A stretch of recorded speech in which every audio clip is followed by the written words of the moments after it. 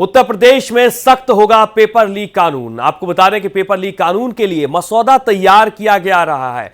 युवाओं को नौकरी देने के लिए परीक्षाओं की फुल प्रूफ व्यवस्था होगी। 7 वर्षों में 8 भर्ती परीक्षा के पेपर लीक हुए हैं और इसीलिए अब नौकरी देने के लिए परीक्षाओं की फुल प्रूफ यहां पर व्यवस्था होने जा रही है। RO, ARO, UP SSSC, PET तमाम परीक्षा जिनके लिए यूपी टेट के पेपर भी लीक हुए, उम्र कैद और 1 करोड़ जुर्माने का भी प्रावधान हो सकता है। तो उत्तर प्रदेश में पेपर लीक कानून अब सख्त होगा। पेपर लीक कानून के लिए मसौदा तैयार है। आपको बता दें कि नौकरी देने के लिए परीक्षाओं की यहां पर अब अलग तरीके से व्यवस्था होगी। तो उत्तर प्रदेश में पेपर लीक कानून के लिए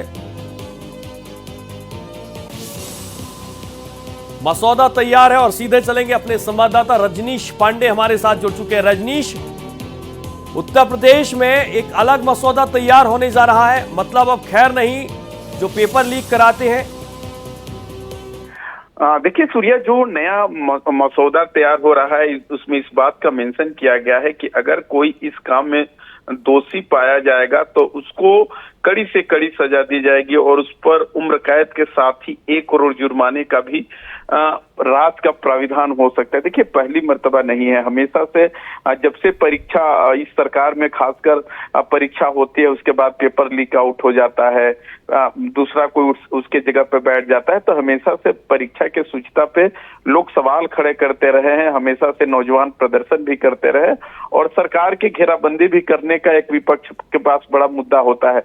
कुछ दिन पहले सूर्या, याद होगा कि यहाँ पे आरओ का परीक्षा हुआ था, उसका मास्टरमाइंड पकड़ा गया, सिपाही भर्ती परीक्षा हुआ था उसको कैंसिल किया गया।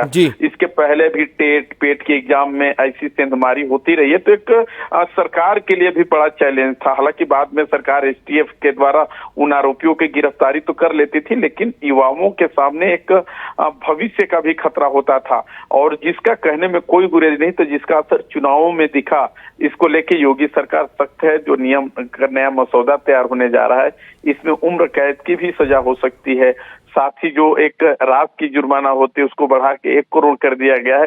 पहले मामूली धाराओं में मुकदमा होता था, हालांकि पुलिस जरूर दावा करती थी कि हम आरोपियों पर गैंगस्टर लगाएंगे, लेकिन वही लोग फिर दूसरे पेपर परीक्षा लीक आउट में उनका हाथ पाया जाता था।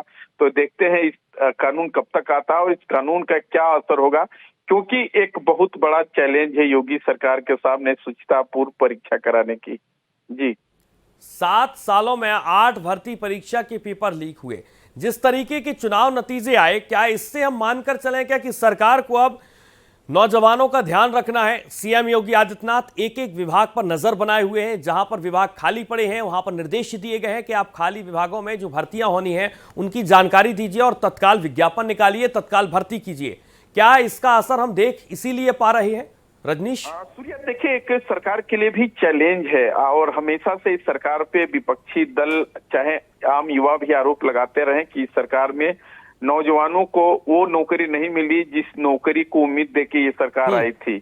उसका असर लोकसभा के चुनाव में भी दिखा। जो परिणाम रहा, जिस तरीके से 80 में 80 सीटें जीतने की दावा भारतीय जनता पार्टी के लोग कर रहे थे और परिणाम सबके सामने है, तो कहीं ना कहीं अब लग रहा है ऊपर बैठे लोगों को भी कि अगर इस पे हम वर्क नहीं किए तो 2027 समय जाते समय नहीं लगता है, 2027 का भी आगे चुनाव है। कल योगी आदित्यनाथ जब गोरखपुर मंडल के जनप्रतिनिधियों के साथ मीटिंग कर रहे थे तो उन्होंने कहा कि भाई अब काम करना पड़ेगा, क्योंकि 2027 के चुनाव में जनता के बीच जाएंगे तो जनता बैरन वापस करा देगी। ठीक है, बिल्कुल। बहुत शुक्रिया रजनीश।